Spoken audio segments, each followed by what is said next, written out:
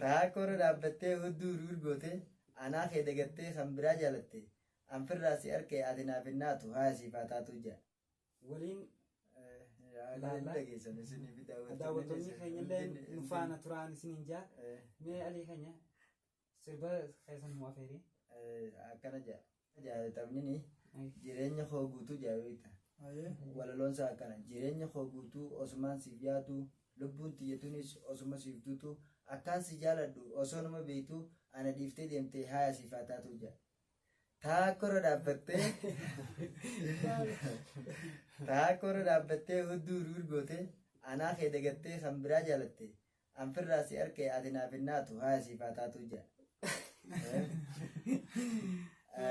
Antakkaa jaalalaan mo'amee hin beekne jaalalaan harkee hundaa anaaturraane garuu jaalalateetiin mo'ame waan hin ta'uun dhabee jeeqamee jira.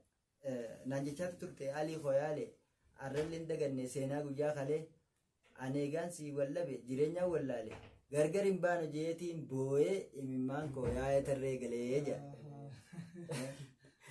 Arrallee hin daganne gaaf guyyaa wallabaa ammallee yaadadhaa guyyaan sani rooba.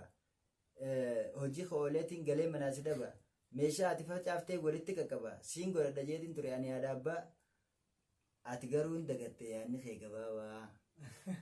Taakoro dhaabbattee akkana jaa taphaa yoonni waggaa jedhaleessu jireenya koo guutuu kaanumaan siif yaad lubbuun tiyyatuunis osuma siif duut akkaan si jaaladhu osoo numaa beektu anaa dhiiftee deemtee asifaa taatu hayaa sifaa taatu beenu hayaa sifaa taatu akkana jaa.